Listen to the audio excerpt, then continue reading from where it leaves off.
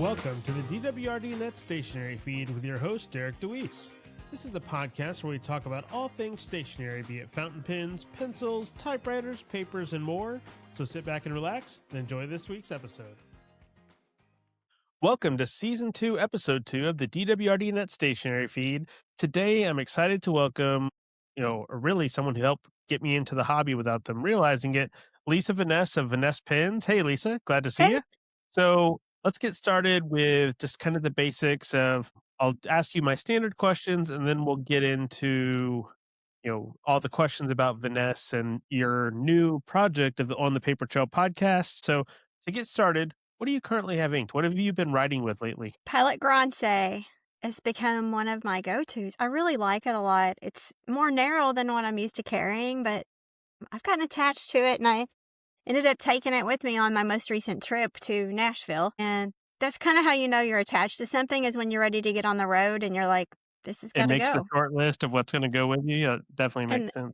Where did I lay my other pen? I bet nobody else does this, but I've laid down my other two pens I was using. One of them was actually the Cockano, and I've been trying it out because I really wanted to try out more of the entry-level pens and get back to those. So I try to always have one with me all the time, and this week it was the Cockano and the gray, and it's laying here somewhere. How embarrassing. And then I have a Dr. Grip that I'm attached to, and with my Dr. Grip, I actually use a G2 refill. Okay, that makes sense. Good selection there. And then, let's see, I forget what my next question are we asking.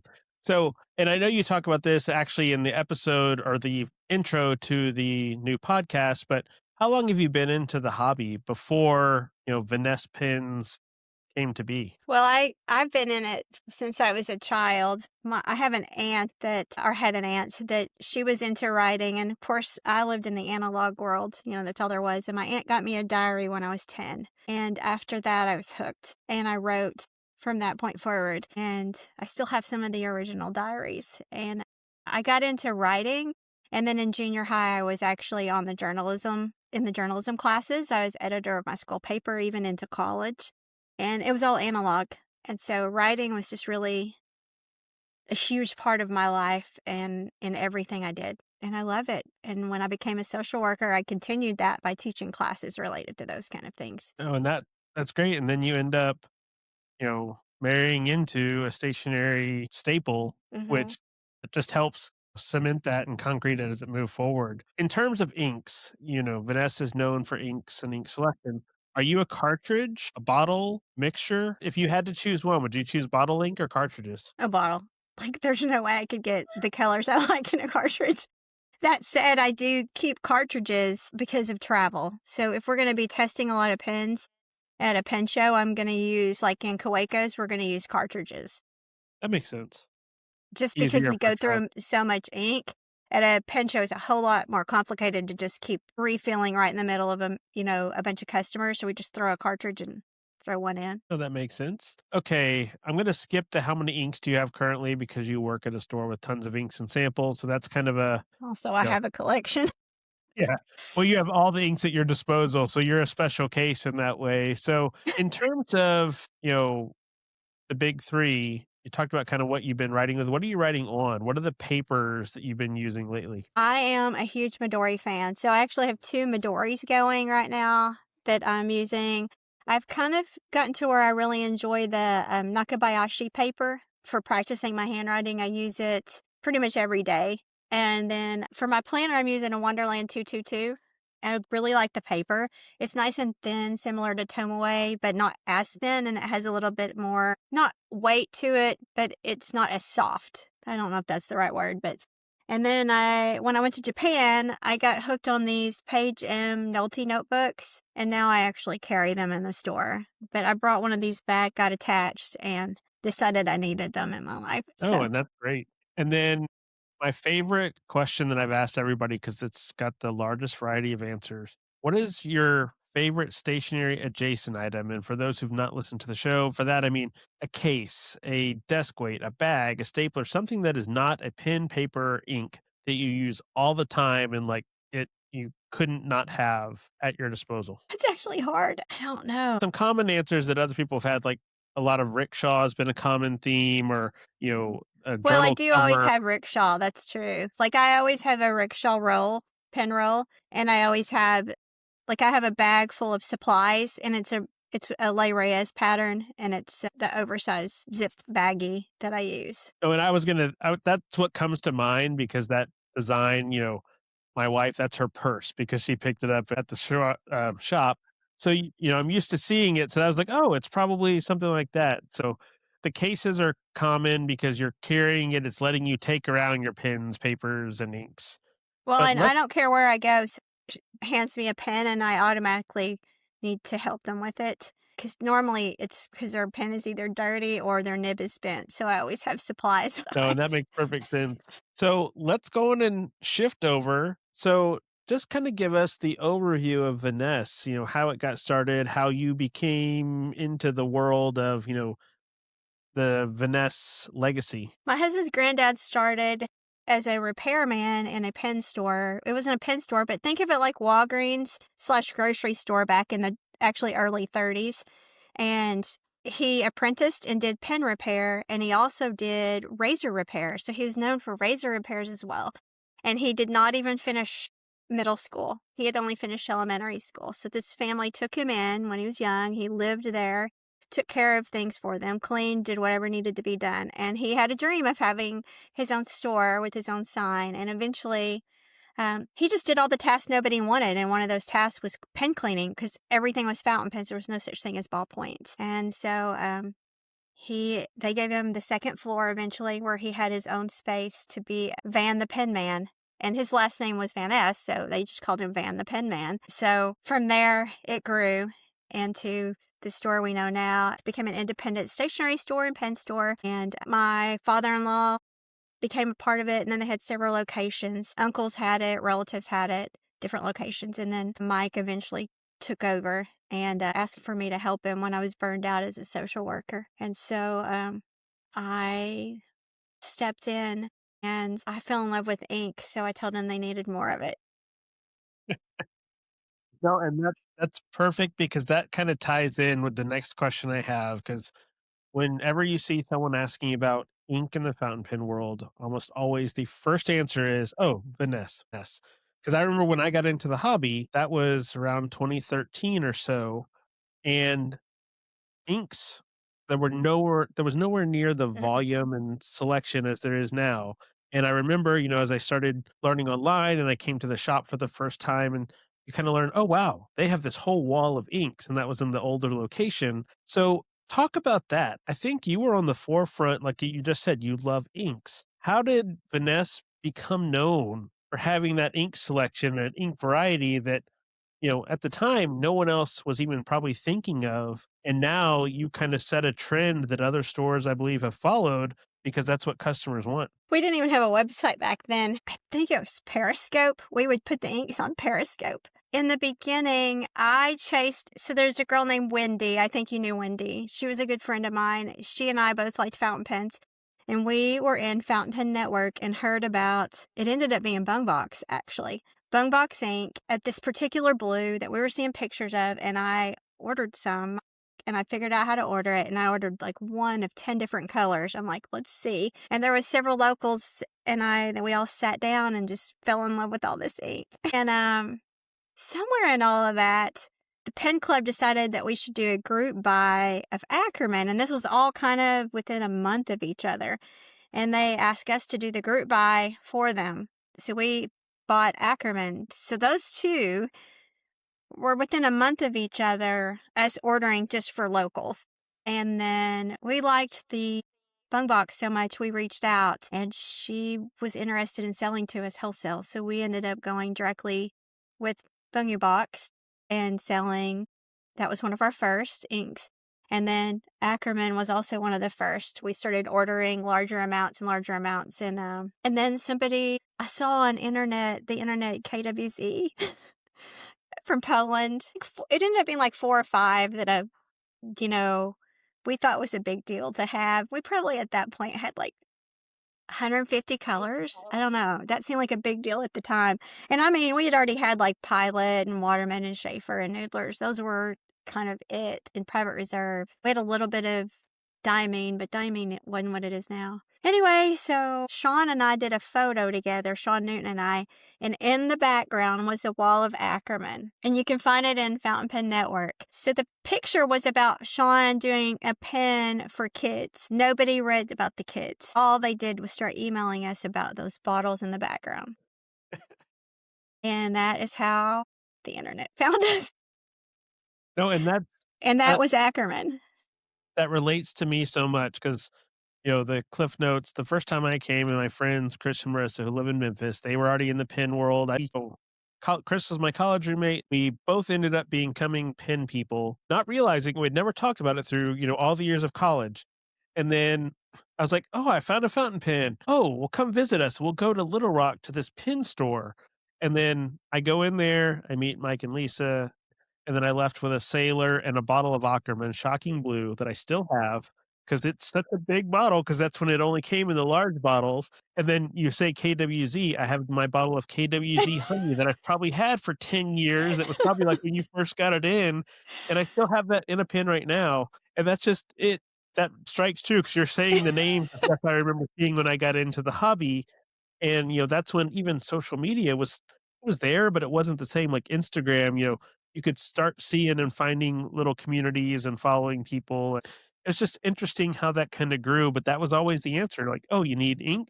Go look at Vanness. And especially once you had the website and then the new website and stuff like that, it kind of carried on. That ties into the next question I'd written down is, how the online shopping as it's grown over time, how has that changed how the store kind of functioned? You're now in your third retail location as you've moved and grown over time. But how has the online sales really affected Vanness and what you're able to offer and how you offer it? If we were retail only, we wouldn't be in business. We really were at a point where we couldn't have stayed in business as we were. I was at one point still doing independent social work part-time. We had like 2 employees. We did locally. We were known for engraving. The pen community was so small in Little Rock and in Arkansas, and pen stores were dying everywhere, not just here. Like Dallas lost 2 pen stores in that time. Like there was just fine writing instruments were dying. And so we only stayed alive really because of engraving locally that we were doing and a few accounts that we had that were commercial that were big accounts. And so being able to go online is honestly the difference in us still being here and not. Because like I said, I was part-time for a long time because we just didn't have the funds. And then I decided to try pen shows because they seemed like fun. And so Wendy and I took off and did a couple of pen shows, had a great time, and that really, that helped us. So it's the difference in Venice still being in existence and not. That that's crazy when you think about it now, where Yeah. online is so common for us all. Because I like you said earlier, I also grew up analog. I was in the end of the analog, getting into the digital side. So there's a lot of I'm sure your customers now who they love analog now because they didn't grow up using it. Everything was digital. And that's another thing I know I see all the time. Vanness is known for shipping quickly and, fighting through to get stuff out.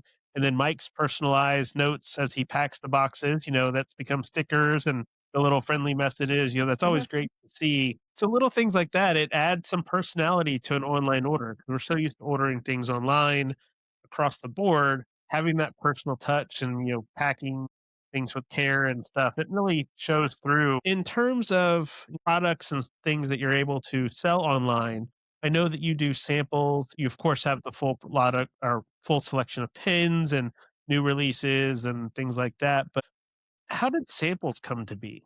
Because I know that's a common thing where you're able to, try before you buy. Because I've done that in the past. You get a sample or something here, and then I'm lucky to have a very active pen club in my area, but not everybody has that. So that might be the way they can try a new ink of ordering a Mhm. sample or something like that, and then coming back and getting the bottle. Because some of the bottles, let's think about it. When first Ackerman, that would be a kind of scary thing to order the cool looking bottle, but that's a lot of ink because I'm still Mhm. working on it over a decade later, and I still have plenty in that bottle. Well, if you were only using that bottle and that color, it would probably have been used, except we all like use more than one color, right?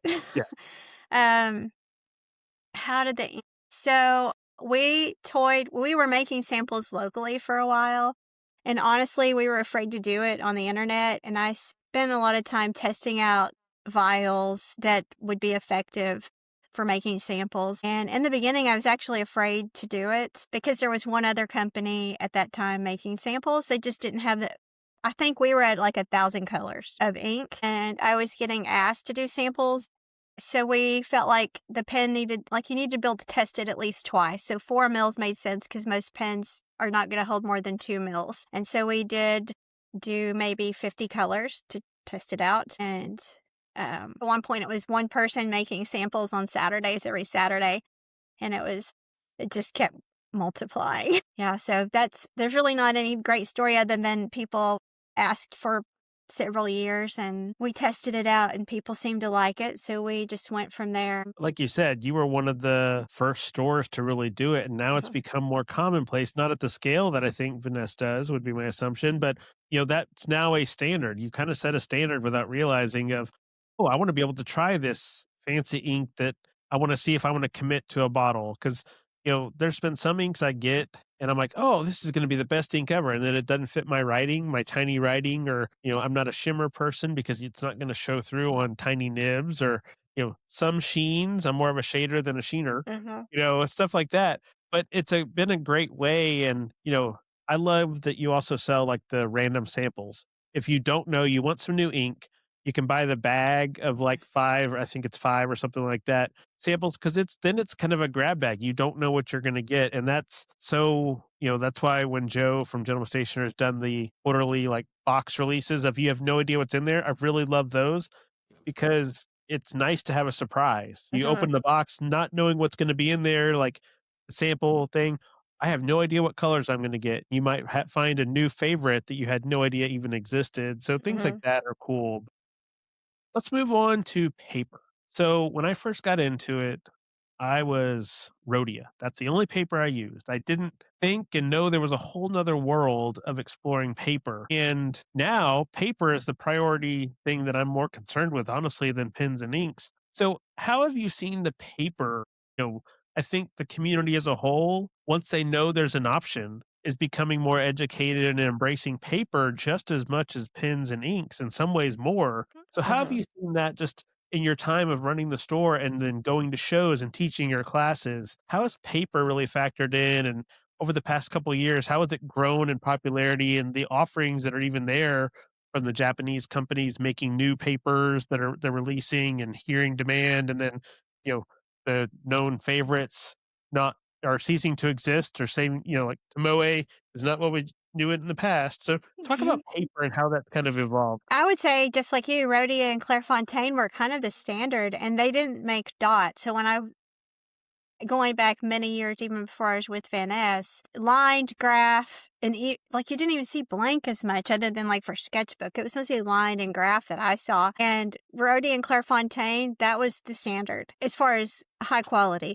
And then you had some cotton papers like Original Crown Mail and some of the Italian papers. Those existed, but not on the scale of what we see for Rhodia and Clairefontaine. And I think the planner community is driving some of that, but we started seeing dots and different lines, like, 6 millimeter, 3 millimeter, 9 millimeter spacing. You started seeing a lot more options. And I think as the planner community came into this, they brought paper with it. At least that's what it feels like. Midori and anything cotton, life papers. Once we all started seeing those, it just I gravitated to them because I like textured paper. But I would say it's changed a lot. Tomoe probably played a big role in that, I think. That's when people started saying, hey, I can explore paper. And Yeah. we always knew that printer paper sucked. And we knew that, the 30-cent notebooks from Walmart that you got at the beginning of the school year, in the last 20 years, you may get lucky and get a good one, but for the most part, those were never going to be fountain pen friendly. Yeah. So I I would say, remember the, 32-pound Hewlett-Packard paper was like the go-to printer paper if you had to use printer paper to write with your fountain pens, and that's still today. I was telling someone at Pen Club a while back, and they picked some up because they were making their own inserts. They're like, "Hey, this paper's actually pretty good." I was like, "Well, because it's thick and it's got a sheen to it," which is as close as you're gonna get from printer paper to some of the specialty, dedicated fountain pen papers. yeah, I just think those things were already there, but social media played a role in showing them to us. And as I went around to, because there's events just for retailers. So you go and we buy things like I've already ordered 2027 merchandise in some brands. So as we go around to these events for like the distributors offer and we test these things out, we get to see it, show it, and share it. And as we go and test it, we want you guys to test it too. And that kind of helps spread everybody's options out, I think. And social media played a big role in us going and looking for those things. Something you said made me think of another question that I hadn't written down, but I know that you kind of started on the planner side. How have you seen the planner community and the pen community starting to merge? There's a lot of crossing between the two where, planner community, they might have been more gel pen or fine liner, and now they're kind of exploring the world of fountain pens, and then fountain pen people are like the Wonderland 222 or some of the planner companies, the streams are crossing and it's kind of becoming a larger subset of people who enjoy the same things who didn't realize these two little bubbles existed. So the Venn diagram is starting to close in Mhm. more of, the paper people, the pen, the ink, the planner. We're kind of becoming a larger stationary hobby that has the subsets, but people realize and appreciate that the other, areas exist. So how have you seen that change? Like you're using a Wonderland 222, you said this year. That company didn't exist a few years ago, and that was more planner side. So how have you seen that in either the products you sell or just like you said, the social media or people you're meeting at some of the new shows, like the pop-up shows, like the, one you went to in Houston last year and things like that. Well, I think, let's see. So 30 years ago, you had everybody was using a planner, a different kind of planner, like Dayspring. We all had them because it was the only way to keep up. And so as those companies died off, there was kind of a gap to be filled. And then as the analog kind of made a resurgence, then these companies tried to fill in those gaps with the methods that they felt like worked for them as far as planners go. That's how I see it. It was like, okay, something died off. Now we need a replacement. And it still happens where I have somebody come in and they'll say, do you remember?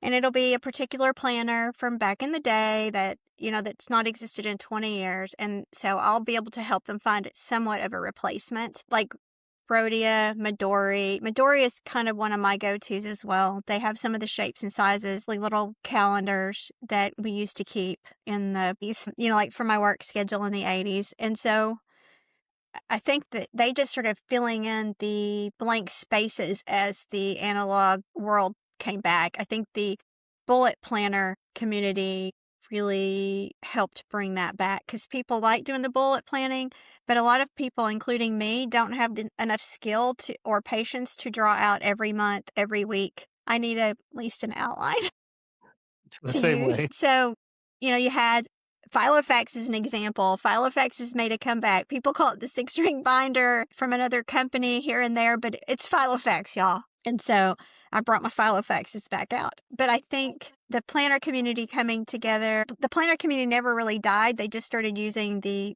ballpoints and then the resurgence with the brands that had been lost. Same thing with fountain pens, though. Some of those brands that had died off, somebody's bringing them back, right? Like the names are coming back in new ways. And that's what we're seeing is just those old brands come back in new ways with new names, but it's still the same layouts. I don't know if that answers your question. No, I mean, I think it does because, you know, I was the same way. When I got out of college, I had a Filofax because that's what they sold at the bookstore I was working at. You finish school, you get your first job, you got to make some money.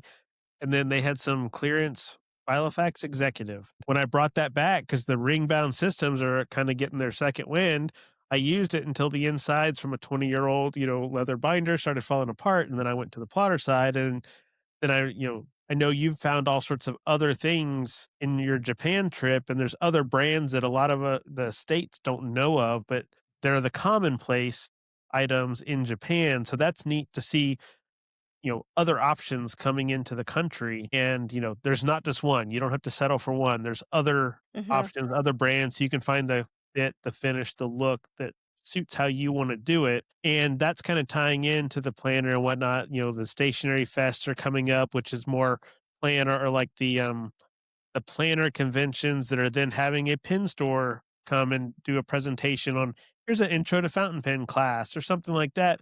So the planner people can learn, hey, there's this whole world of fountain pens and inks and you can do all the stuff you're doing now.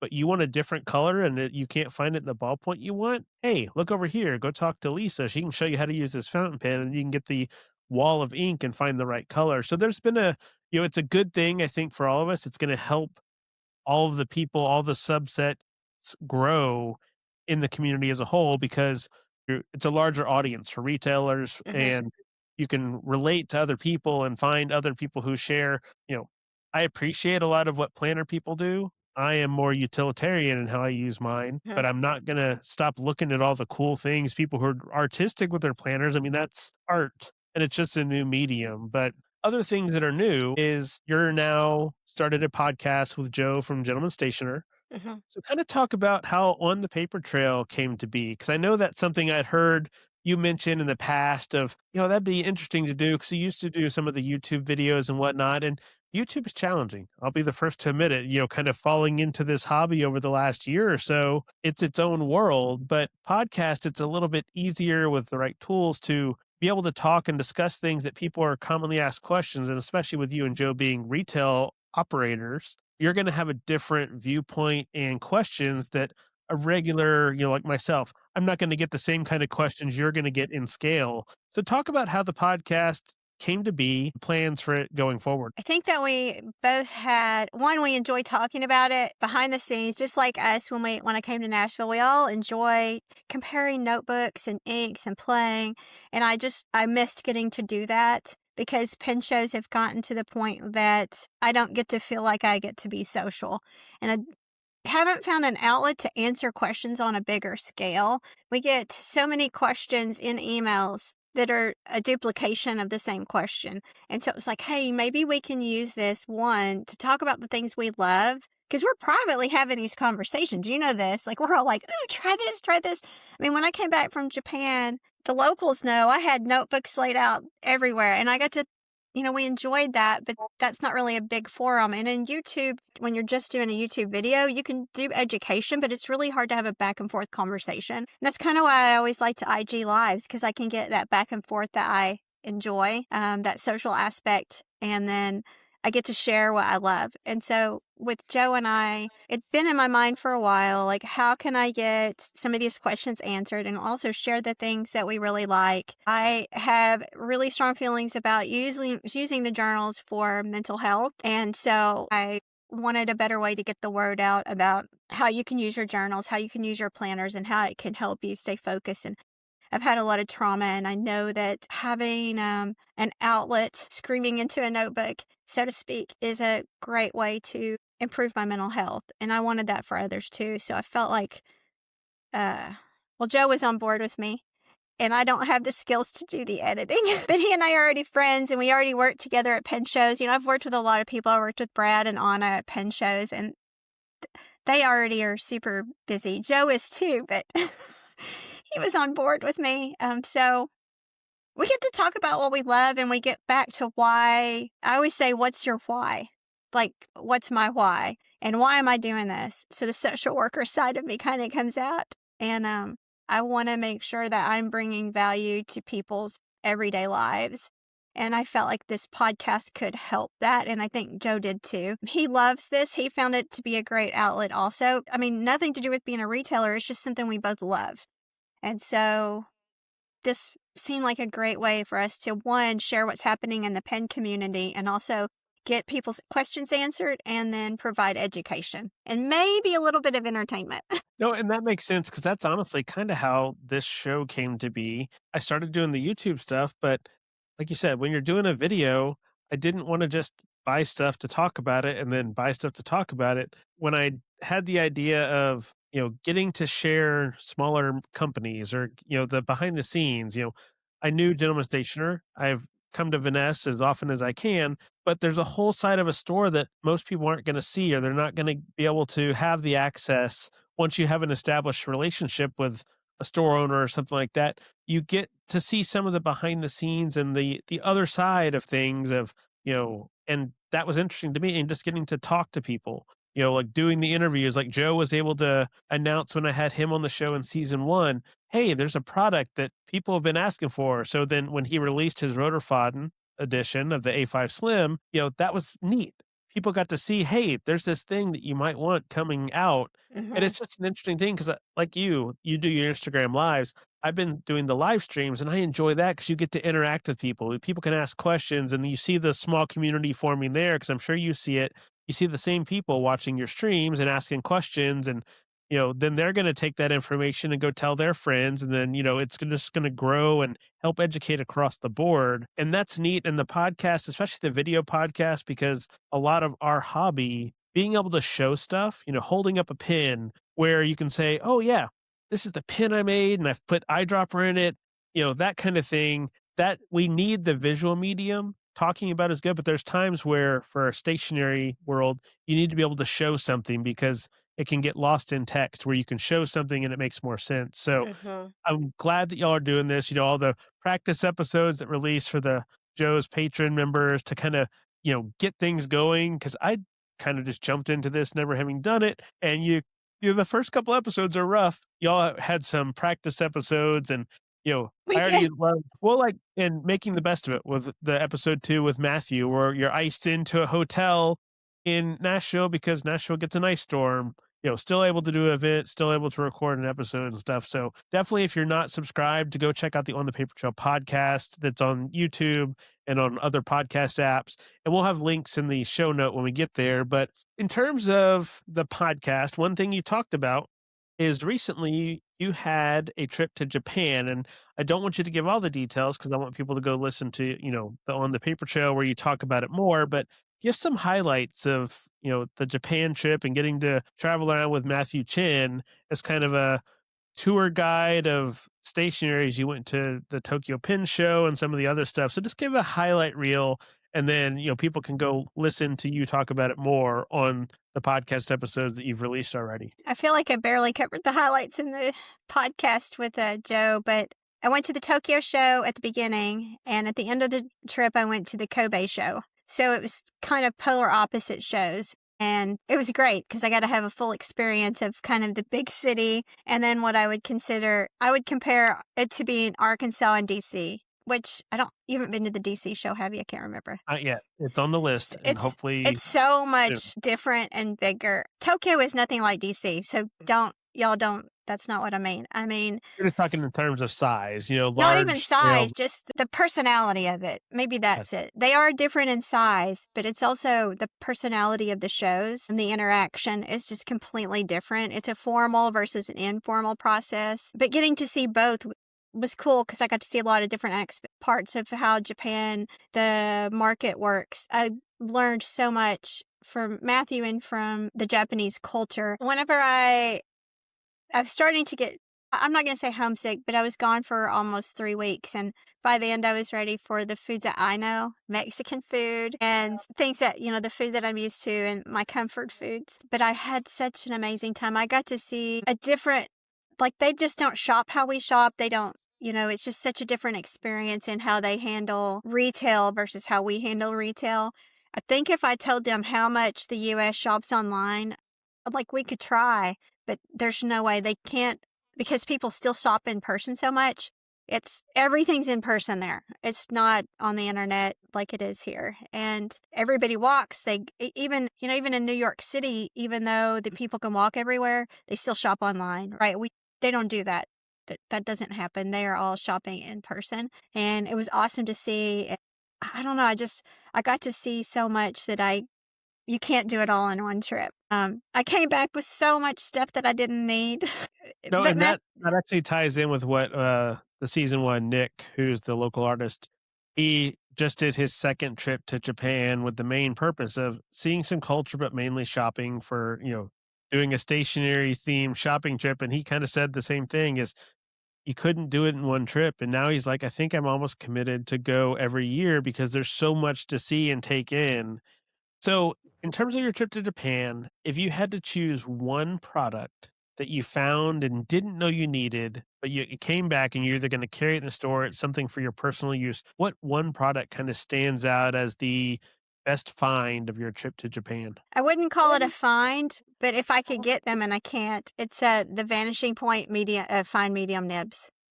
Those are my favorite. If I had to choose one thing, the other thing would be the 6-ring binder refill options. There's so many options for 6-ring refills. It's one type of product, but it's not one product. That makes sense. Yeah, there was a lot. There was so many. I can't even tell you. Aisle after aisle.